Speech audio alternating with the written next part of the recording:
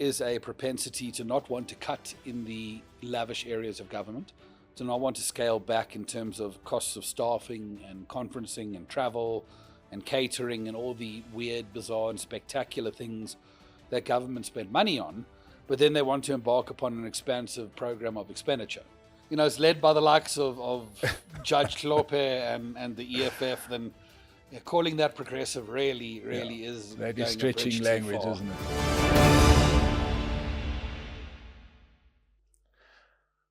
Welcome to the State of the Nation. I'm your host, Mike Sham. And as you know, we have really taken a deep dive into the goings-on in Gauteng, Johannesburg, city of Tshwane. We've had mayors, we've had disgruntled members of coalitions. We've had all kinds of people talking on the subject. And recently, there's been big moves. For starters, and I know we've reported on this extensively, but we'll keep going. We got rid of our puppet mayor in Johannesburg, a guy by the name of Kabelo Gwamanda, and I think your Labrador may be better qualified to have been mayor of Johannesburg. And he's been replaced by the ANC's best, Mayor Dado Marero, who promised to do nothing while he's mayor, which is a hell of a promise, I've got to say. Never heard of a politician promising to do nothing. But that whole move was instigated, and the backroom deal, by the sounds of things, was done in an absolute change of tactic by Action SA. Now, we know Action SA, they've been on the show many times, and the one thing that they've always said is that they would never work with the ANC. In fact, they were only formed to never work with the ANC.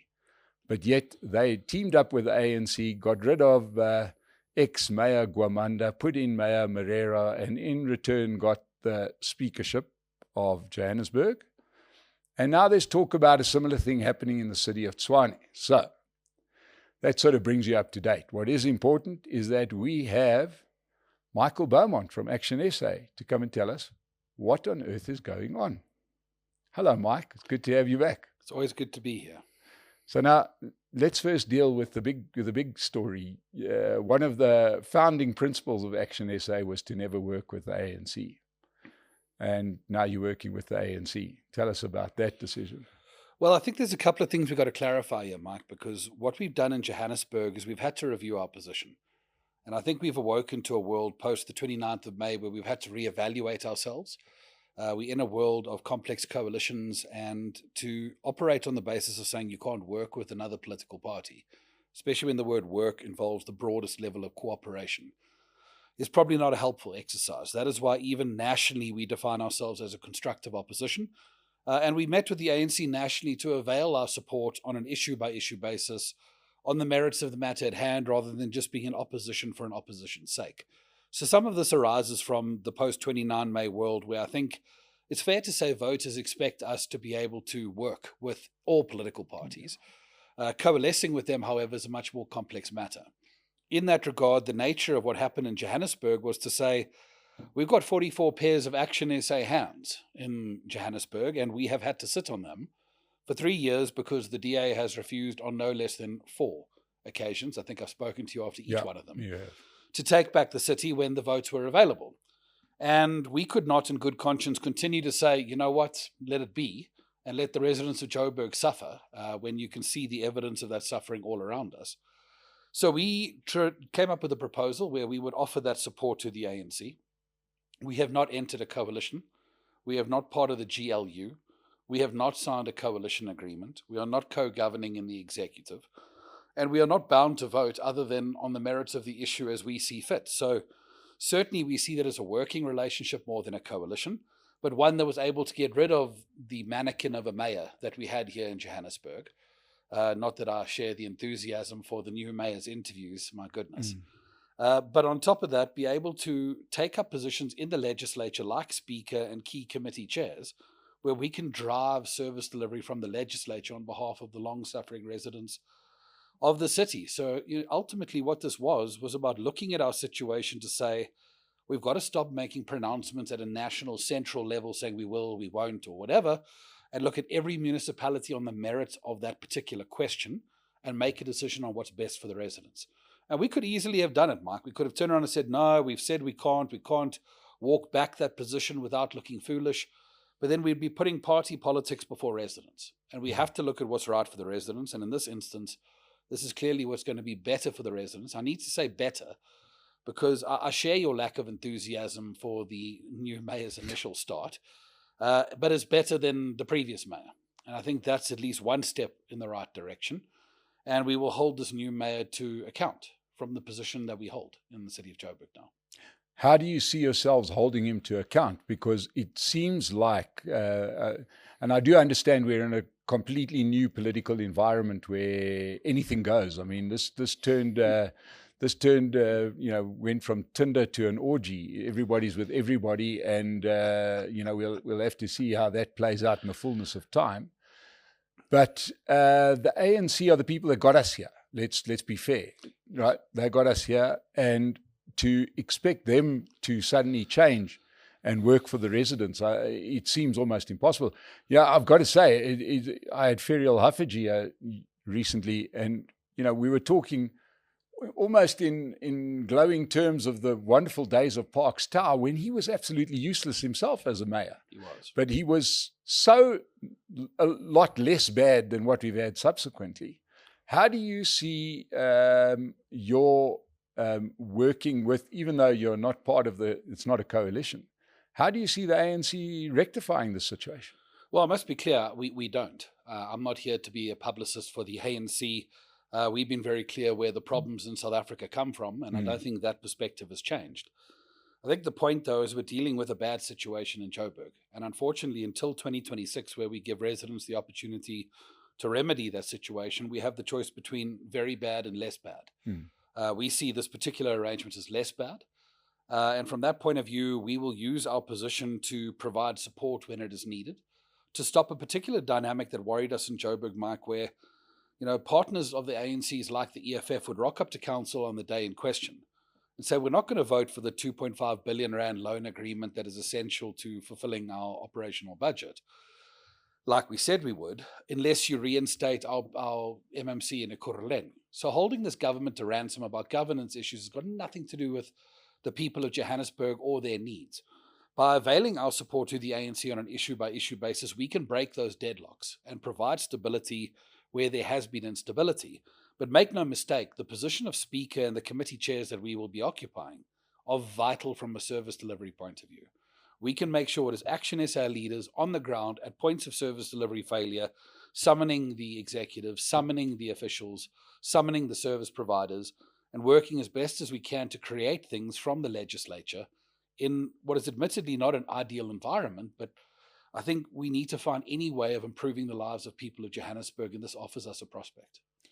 And you're obviously taking a tremendous gamble here because you're putting the Action SA brand alongside the ANC brand. And there seems to be absolutely no sign that the ANC's brand would be worth any more than what it was on the 28th of May. Well, I mean, I see it differently for what it's worth, and I see it as putting the Action SA brand above that of the ANC, because it is Action SA that will now become the first and foremost voice against the failures of this government. It'll be Action SA that becomes the tip of the spear of accountability in the legislature in that city. And it is Action SA that ultimately is going to be the voice that the residents hear, driving the issues that matter most to them. And I'm quite happy with our positioning in that regard because we aren't co-governing in the executive. We're not going to be speaking in defense of the mayor or his team when he does things wrong. We're going to be the people who are representing the residents of Joburg, and ultimately we're not worried about any blurring of the lines there. You think that you'll be able to hold Kenny Kunene to account? Certainly. How? As to whether or not Kenny's going to change his behavior is an entirely different matter. But ultimately, we must understand that councillors report to council. And if councillors act in a manner which is contrary to the code of conduct or to a wide variety of legislation that takes place in the local government environment, there are rules that provide for how those are dealt with. And those rules are dealt with principally through a Speaker of Council that is now from the Action SA. And if we find wrongdoing, or if we find malfeasance, or if we find evidence of bad governance taking place in that environment, it's going to be Action SA that makes sure this is dealt with. How? Well, as I indicated, council becomes the vital instrument of authority, where we can institute disciplinary proceedings, where we can refer people to the ethics committee, where we can have matters sent to the provincial government to be dealt with on the basis of bad governance issues, as well as all of the other levers of power that exist, like the public protector and other commissions around the country that we can use to address these particular issues that need to be dealt with. When does this process begin? It's already begun. We already have a speaker who is on the ground, who's operating, who is rocking up at the sites of service delivery failure and engaging the executives on behalf of residents. So that work has already begun. Of course, it won't happen overnight. And certainly from the legislature, we can't govern the executive. But what we can do is start to drive accountability where there hasn't been any. And I think the residents of Joburg would share the view that that's been for quite some time. Well, I tell you, if you get that right, we'll be the first people that would want to publicize the action that you're taking against the person that oversees the roads outside this very building, which are almost impassable unless, I see even you're driving a bakkie these days. Yes. I think because one has to navigate these roads in the rate-paying areas. No, I think those people who work in the JRA in Johannesburg have some stakes in the bakkie market. Yes. There's no question. But, why don't we get the speaker in to come and see you? I'll be happy to share the details and with a good conversation. We definitely will. But let's deal with another issue. You were saying you brought up the issue of a 2.5 billion rand loan that has been the source of a bit of political leverage. Now here is a loan. A city with an annual budget of 80 billion rand is getting a 2.5 billion rand additional loan. Why? Isn't that like giving an alcoholic the keys to the cabinet? It is, and there's no question. What we shouldn't have going on in South Africa as much as we do is loans that are basically funding operational expenses. Loans should fund measures that generate more revenue, that help you pay off the loans and ultimately put the city in a stronger position. That's really how things are done in governments that work. Unfortunately, what you generally see in governments of late in Gauteng and elsewhere is a propensity to not want to cut in the lavish areas of government, to not want to scale back in terms of costs of staffing and conferencing and travel and catering and all the weird, bizarre and spectacular things that government spend money on, but then they want to embark upon an expansive program of expenditure. In these instances, regrettably, probably for nefarious intent more than service delivery intent. But the consequence of that are budgets that exceed their revenue. And when you have a deficit like that, it needs to be funded. And the reason why we raise that example as an example of destabilizing the city is because that government approved a budget in May this year, at which that loan was part of the operating feature of that budget. And then once you've approved that budget, to then withhold that loan is creating a 2.5 billion rand hole in the city of Johannesburg. Now, I can tell you, Mike, it's not coming from salaries. Those salaries are going to get paid. It's not coming from the fixed costs associated with offices and all of those things. It's coming straight out of operational service delivery, the kind of roads issues that you were referring to on our drive in here today. And I think that's why we saw that as an irresponsible move. But there's no question a more responsible government would look at loans as a means in revenue creation rather than loans as a means of topping up what you can't raise. Okay, so that loan's going to go through.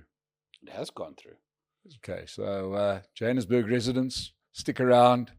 I know what's already happening. You can feel it. Rate bills are very hard to argue against, and you've got to pay them first, even if you're not getting the services, and you can query later. So, that's to go back to it, that's a sort of point where I'm a little bit concerned that you're putting your brand at the mercy of some of those people. I'm not sure how the speaker position is going to get you to stop that kind of behavior. Well, again, Mike, it's just important to point out that loans of that nature have been part of the city's operating budget for quite some time. Yes. It's not like it started now. Yeah. It started before, and Paul Palatse was passing loans of that nature as part of her operating budget.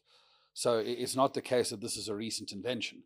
Yes. But at the same time, what I can tell you again is that if that loan hadn't been passed, there would have been a 2.5 billion rand hole, not in, like I say, the perks of government, but in the services needed by residents. Yeah. And ultimately, we don't think that that's something we should be involved in creating. Yeah, you mentioned that it's been done before. I also think that what hasn't been done before is this level of anger that we're seeing in the streets and the level voter power that's being exercised. We saw it at the end of May. So, to have passed a loan 5 years ago is a bit different to getting a loan passed now. People are the level of anger is absolute, I would imagine. Sure. We should talk about the 29th of May, though, because I can tell you, Mike, that it didn't seem to be the expression of anger that I think most people put it down to.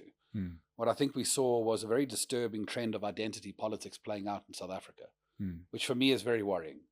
And I think many South Africans look upon the outcome of this election and perhaps feel like this doesn't reflect their values.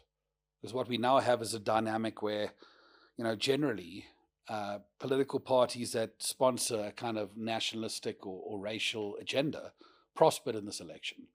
And what we saw was a squeezing of what you would like to regard as the rational center of South African politics.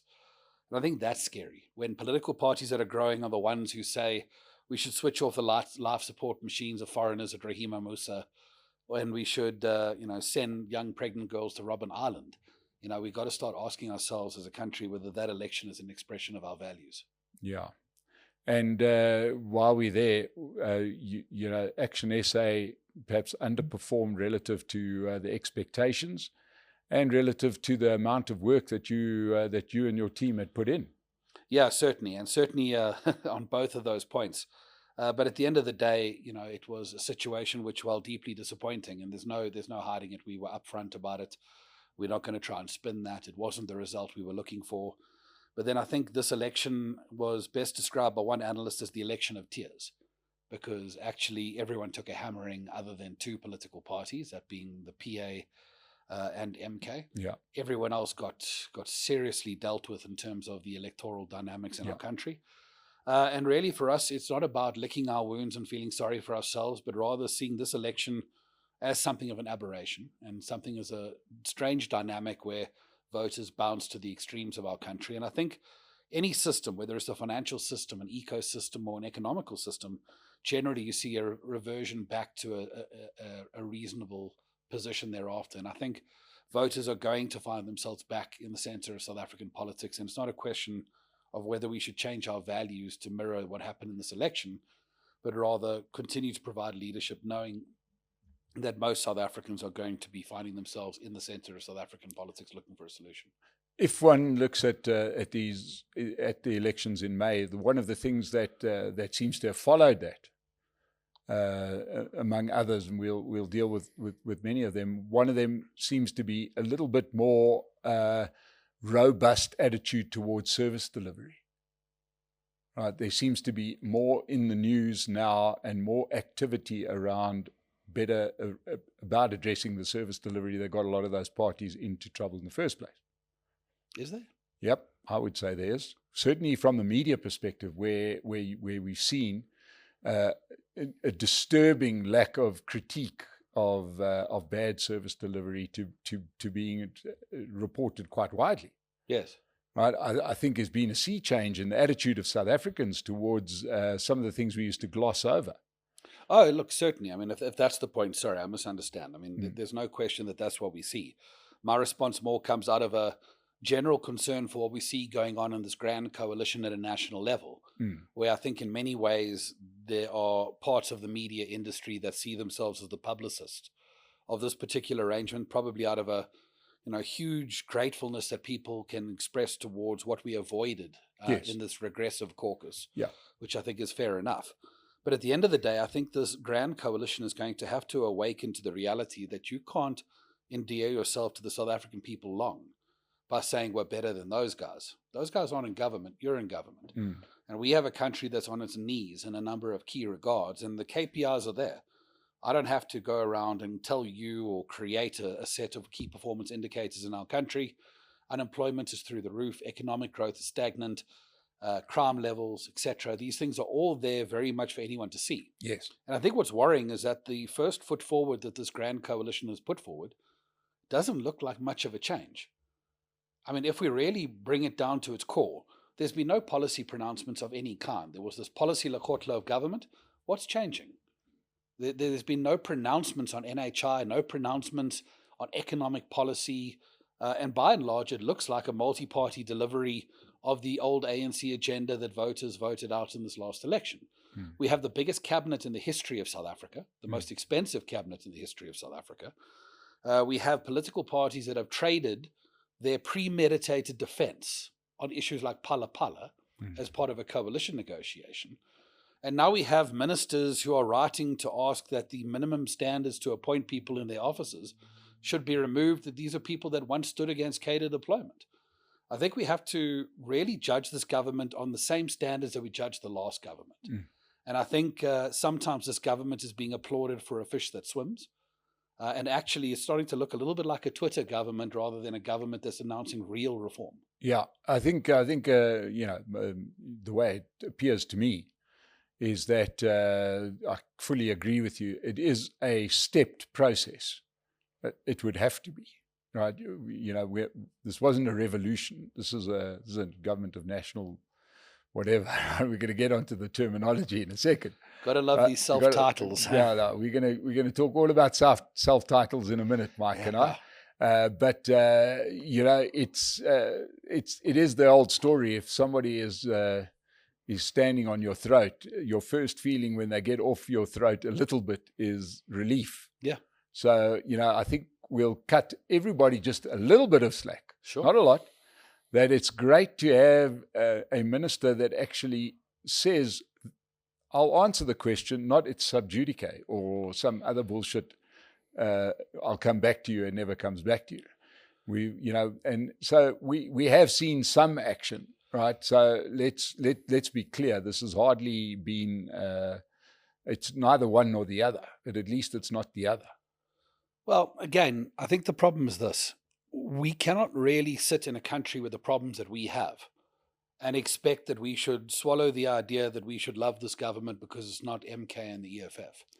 That's not really something you can expect a person who's unemployed, who voted in an election for change. And now sees all these political parties that promise to deliver that change as part of a cabinet, delivering essentially the same economic policy, the same health policy. Okay, so what change did people vote for? With a justice minister who was involved in the VBS scandal, etc. Ultimately, that person needs to see some form of change. And I think what the ANC has done in this... Sorry, Mike, I know I'm not going to wrap it up. Yeah, go for it. You've got it. But what the ANC has done in this negotiation is basically co-opted the opposition into government. And they've run in there like lemmings. Because these are people who, let's be honest, if it wasn't for MK, wouldn't be sniffing the inside of a German sedan. But now they are, because MK basically took all that ANC support. These parties didn't take the ANC support. They didn't win that support away from the electorate. It was MK. And because of that, they are now in a position where they can be ministers and deputy ministers, etc. And they aren't going to deliver the change that they've promised the electorate in terms of real policy reform and real changes. But if you're saying that the government should be responsive to what people voted for, yes, then one can do a very simple sum. And if we can say that at the previous election, you had 57% on the ANC and 20%, let's call it that, in the DA, and the other hangers-oners, that's 77%. And that's now gone down to about 63%. The real change that people want is a return to the Zuma days. Should the government be delivering that? No, most certainly not. So, and I think, let's be clear, I made the comment earlier about how we see this election and how regrettable we find this election in terms of where growth took place in that particular agenda. But ultimately, I think there are occasions where leadership has to be provided by political leaders rather than just following. Okay. And if the idea is that we look at that election result and say, well, then as leaders, we're all compelled to go and introduce Marxist-Leninism and to decolonize our judiciary and nationalize the Reserve Bank and do all these things, then please count us out. That's not the kind of thinking that we want to be involved in. I think we need to see this as a challenge that parties like Action SA and others that occupied the rational centre that got squeezed so hard in this election need to go out there and win the hearts and minds of people and draw people into the solutions that are going to fix our country and not destroy it. Okay, so the solution that you're putting forward is going to be being involved more as an influencer as opposed to one of the participants by being speaker. You're talking about in Johannesburg. Let's talk Johannesburg for a moment. Yes, certainly. I think let's differ between the two for a moment, because nationally We met with the ANC and we declined to take up a role in the GNU. A lot of people were quite surprised by that, but we've been quite clear to say that we think the co-option of the opposition, as much as 70% of Parliament now sitting in this grand coalition, is not a good thing, because effectively those parties that used to be the watchdogs now need to be watched. And if you believe that power corrupts, then certainly absolute power is going to corrupt most absolutely in this instance. So we need a rational opposition, and I'm afraid the EFF and MK are not going to be a rational opposition. So Action SA, in our seats in Parliament are going to have to box way above their weight. We're very glad to have someone like Athol Trollip there doing that kind of work. And ultimately, we are quite confident that we will hold them to account in the strongest possible ways, as we have on every one of those reservations about this government that I just mentioned earlier. But as I said to you, we need to look at every municipality on its merits. Okay. And we looked at Joburg differently to say, yes, it's true we've adopted this position nationally, but Johannesburg is on its knees, and it's being run by a mayor who, for all intents and purposes, is a mannequin. And we need to do something about it. And we took the steps that we did, including, by the way, initiating the changes to reverse this 200 Rand surcharge on prepaid electricity. And ultimately, we are convinced that those interventions will yield a positive outcome, way more than sitting on our 44 pairs of hands waiting for the DA to grow a pair, if you'll forgive me for putting it that way. Which brings us to the impending next move, and that's the city of Tshwane, where there is a mayor there, that's Mayor Celia Brink from the Democratic Alliance, who rules in an old coalition, a pre-May 29 coalition, which includes yourselves, with a wafer-thin majority. And the jury's out as to whether the job that is being done there is good or bad. But the talk is that his head's about to be chopped off on the block. Is that right or wrong? Well, there's a lot of talk, but ultimately, Action SA has placed our involvement in this coalition under review. And we've done so because the jury is indeed out as to whether the experience of that government is positive or negative. Unfortunately, what we are detecting is that it depends on which side of the railway tracks one lives. Because in other words, whether you're a ratepayer or not. Well, I suppose ratepayers live in all sorts of places. But certainly what we are detecting is that in the suburban areas where I suppose the majority of your rates do come from, the services, are operating. They're not fantastic, I might add, but they are operating. Whereas in the township areas where Action SA has a very strong constituency, things are regressing. And matter of fact, we will be taking members of the media on Thursday to Attridgeville, Mamelodi, Soshanguve, places like that, to show people exactly what it is we're talking about. And I'm afraid this is a story that is not being told right now about the tenure of this government. And that is that people are living in a dump where refuse is not being properly attended to, where the roads are falling apart in ways, Mike, that the road out here looks like a freeway. And a number of other very serious issues relating to electricity, water, and sewerage, which is a very real concern. It's also greatly aggravated by the fact that we are in coalition with the DA, which has gone to every extent it can in the last 3 years to frustrate Action SA as a coalition partner. And they've done so because the DA has never been able to grapple with the dichotomy of a party that is a partner and a competitor at the same time. It views that just as a competitor, and it has seen at every turn to try and frustrate our agenda, which, if it was just our agenda, Mark, and it was just, by what Action SA wanted, that would be one thing. But our agenda represents a lot of people. And when our agenda is frustrated, people are frustrated. Are you not doing the same thing? No. How so? To them, frustrating what they want to do? Well, I don't think so. I think for the last 3 years, we've been a model coalition partner. We have voted on all key issues to support the government.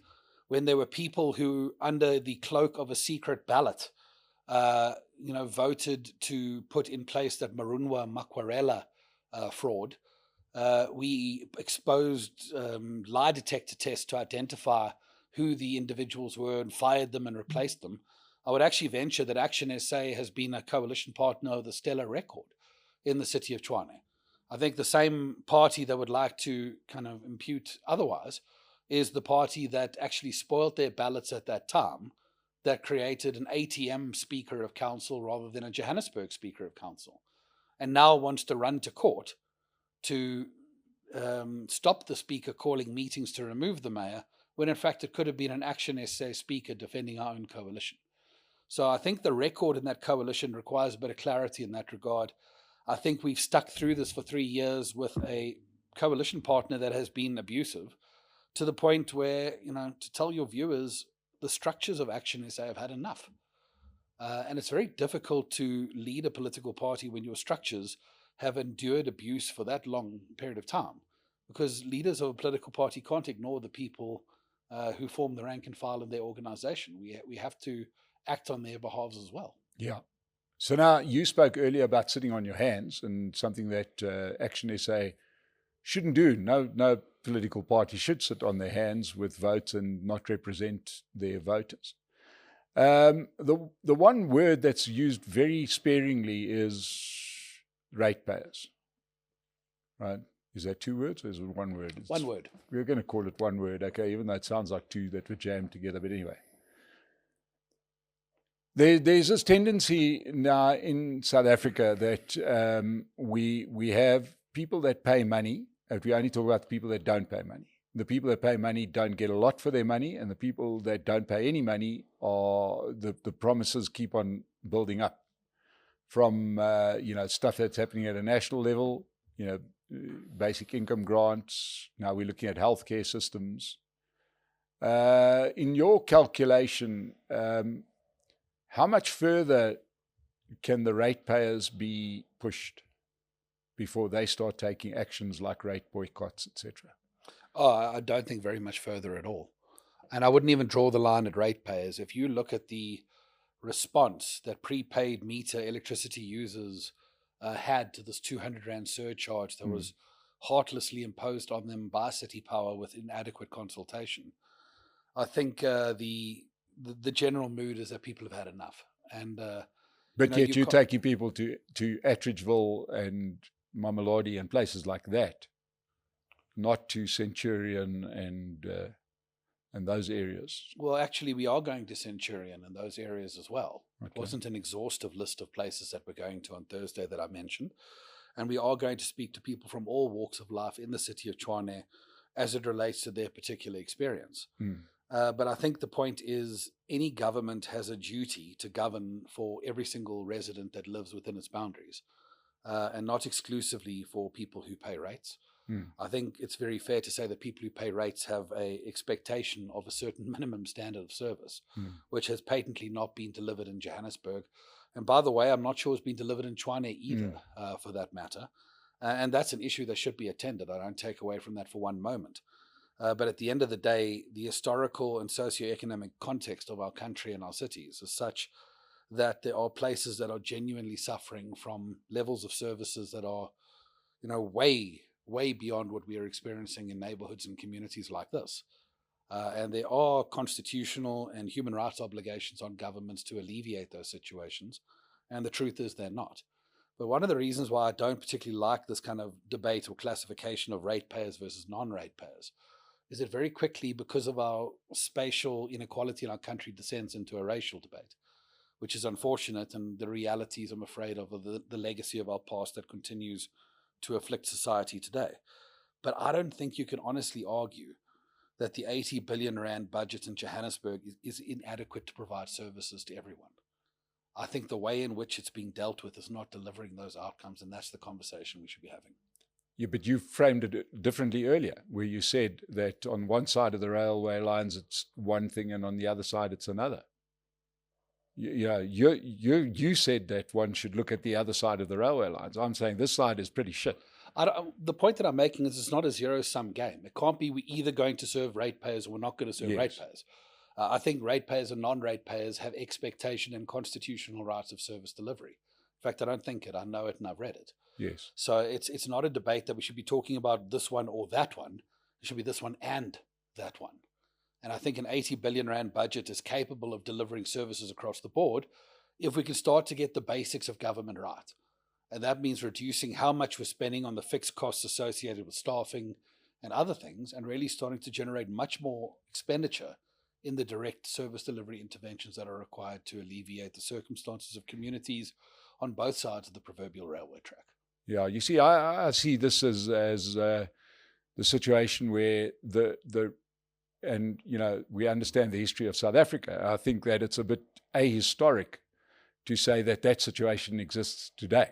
One need go no further than any neighborhood like the one we're sitting in right now. And to call that one what it was 20 years ago would be patently wrong.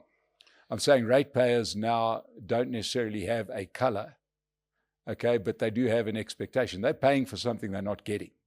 Sure. Right? And they're the people most likely to have to pay more. And I'm saying that right now it looks like further investment is going to happen in areas where there's going to be no return. There's also an economic calculation to be made here, one would imagine. Otherwise, we're going to have to loan our 2.5 billion rand, step aside. We better get bigger amounts of money lent here. I'm just trying to work out what the plan is when we go around canvassing, and we get to the mowing lawns in Sandton versus the toilets in Diepsloot argument again, don't we? Well, I hope we don't, because quite frankly, I think a city should be able to mow the lawns and provide toilets. Clearly they're not, because they're not doing it. And the lot that you've thrown your vote in with clearly are incapable of that. The lot we've thrown our vote in with are the residents of Joburg. As I mentioned to you earlier, we aren't in a coalition, we're not co-governing, and we aren't bound to vote with this government in any way.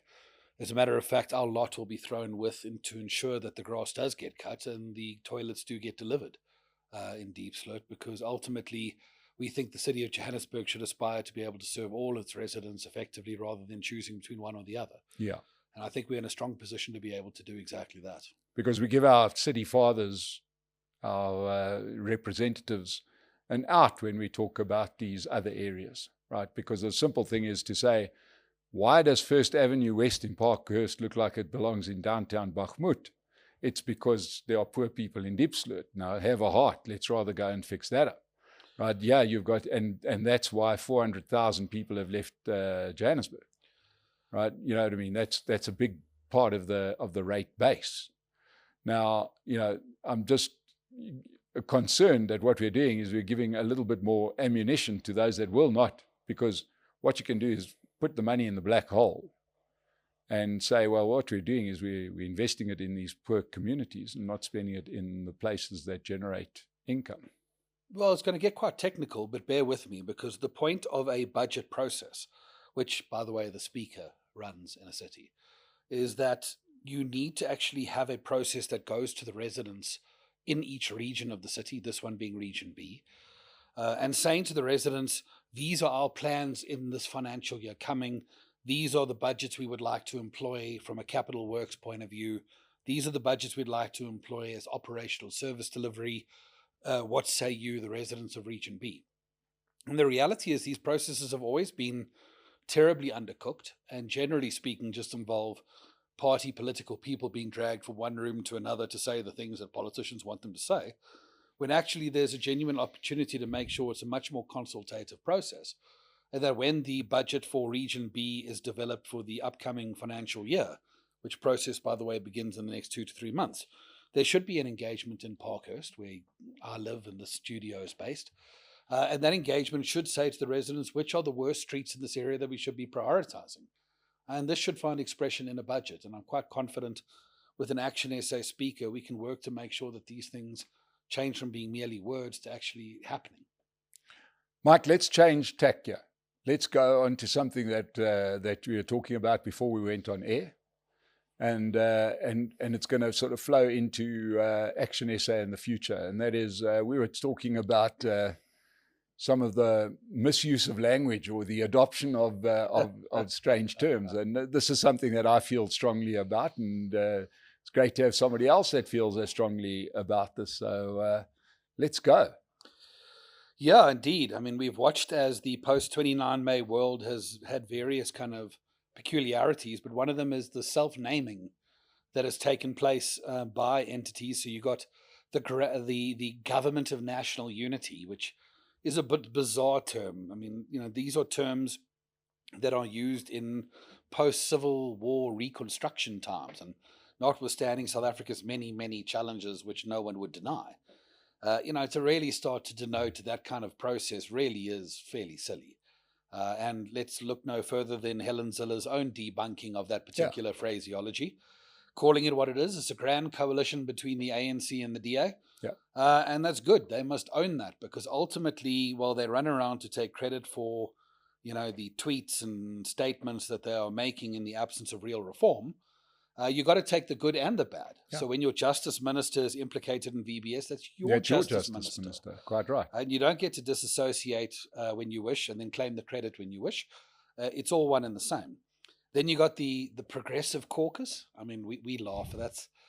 I tell you, that's amazing. That one does. That one absolutely gets me. I've got to say, we call that the regressive caucus for obvious reasons. But when it's led by the likes of Judge Klope and the EFF, then calling that progressive really is. That is stretching language, isn't it? So it's a strange dynamic that has emerged at these times. And I just think, generally speaking, it speaks to a concern we're seeing where people are lapping up what politicians are saying to them. And please lap up everything I'm saying and disregard everyone else. But no, on serious note, what we really need to do is start expressing a bit more cynicism. And it worries me that, South Africans, generally speaking, are optimistic by nature. That's not what worries me. What worries me is how it manifests. So Jacob Zuma was actually a good guy in 2009, according to many, and the criticisms he was receiving were unjustified. Well, that turned out not to be true. Cyril Ramaphosa was the great reformer of 2018, 2019. Oops. Yeah. And now it's the GNU that's now going to be the next great hope. And as I indicated earlier, there's signs that it's going to be anything other than the next great hope. What worries me is that South Africans put our faith in projects like this, and just sheerly because we have so little to believe in otherwise. And the level of disappointment that arises when it turns out to be nothing other than what we all should have known it was, is the real concern here. Yeah, it is. It's something that's been in plentiful supply since their election, and that is deceit. There is no doubt about it. I've mentioned it many times, and you've had a front row seat. What do you make of Gauteng and some of the things that have gone on in the Gauteng legislature? You guys have got a dog in that fight. Well, yeah, that's the Gauteng provincial government. We're not involved in a coalition. We don't have an agreement. Yes. What we did in Gauteng is what we availed to the ANC nationally, is that we will be in opposition, but we are willing to take up the role of the SCOPA chairperson, as the long tradition stands, that role is typically given to an opposition party rather than one in the government.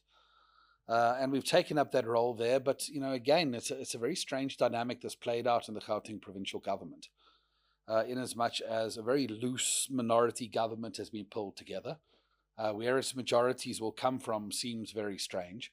But, my provincial government's a very different creature. It operates on very different cycles. It's much slower. There's much less votes. And there's much less issues that are determined by the fairly high-paced majorities that are required at a local or a national level. So I think from our point of view, we're watching it tentatively and we are viewing that space closely. But we're seeing our ability to play a role in SCOPA in that province to really start to look at some of those very serious concerns that have existed around stories like Life Isedemeni, that have existed around the issues of those COVID-19 fumigations in classrooms that cost 400 million rand, etc. I think this is the first time you can really have another outside voice breaking into the kind of investigative space of the provincial government in Gauteng, and that's going to be interesting. Yeah. I mean, do you have any insight as to when something's going to break out of that? Because quite clearly there's something there. No, most certainly. I think it's still obviously very early days. And I think we obviously need to observe a certain space between party and state, which means that the SCOPA committee operates in a way that's meant to be isolated from politics, so that you don't have a party political person like me saying, hey, do this and do that, and driving a narrow political agenda. But broadly speaking, our committee chair, who's a very experienced person in the Gauteng provincial legislature, this will be his 5th or 6th term in that particular place, has the mandate to make sure that we go and uncover as much as we possibly can, and we bring the bright light of accountability where there hasn't been any before. And to end off with where we started, we were talking about the election, but let's talk about Action SA as a whole. Elective conference, is that on the horizon? Absolutely. So first quarter of next year is formally the time frame that we're working towards. There's obviously quite a value chain of events that lead towards an elective conference. So reinitiating your membership, reestablishing branches, choosing delegates, and all of those steps leading to an elective conference. It's quite important to know this will be our first inaugural elective conference, and therefore we've got to go about writing the slate on how these things work. In other words, every political party has a way of running these things, and we want to develop our own way with our own voice. But ultimately, this is a process we really look forward to. And we spoke about this being the election of tiers, and perhaps didn't quite go to the way that you were hoping. Are you hopeful that Action SA builds on this base? Absolutely. I think you've got to understand local government is a very different creature from national and provincial. And even in this election, what you saw is that voters tended towards Action SA more on the most local ballot, which was the provincial ballot, than they did on the national and provincial. And that's a challenge we're going to have to take up, by the way. But nonetheless, what it tells you is that people like their action local. And we're going to have to do a lot of work in preparing for that. And I think the really good thing about not being invested in this grand coalition, which I think is going to be spending a lot of time explaining why things aren't changing as you get closer to a local government election.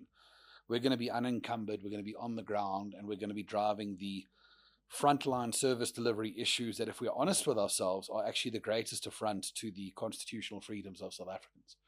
And I think we're in a very good space to be the champions of South Africans in that regard. Well, ladies and gentlemen, local government is where the rubber used to meet the road. If you're in Johannesburg, the rubber doesn't meet the road, it meets the pothole.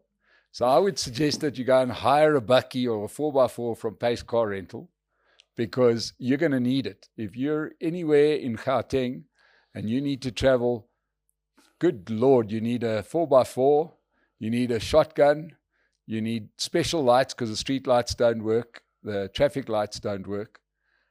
Top up your insurance, but go to Pace Car Rental. They'll do that all for you. Mike, they say the best 4x4 in the world is a rental car. The rental car is the best 4x4. So don't tell the people at Pace Car Rental that you just want their car to get to work and back, and you need to navigate the roads. Michael Beaumont, thank you so much for coming in. It's always great to speak to you. To everybody that joined us today, please like and subscribe the channel, and we'll see you again on the State of the Nation. Thank you.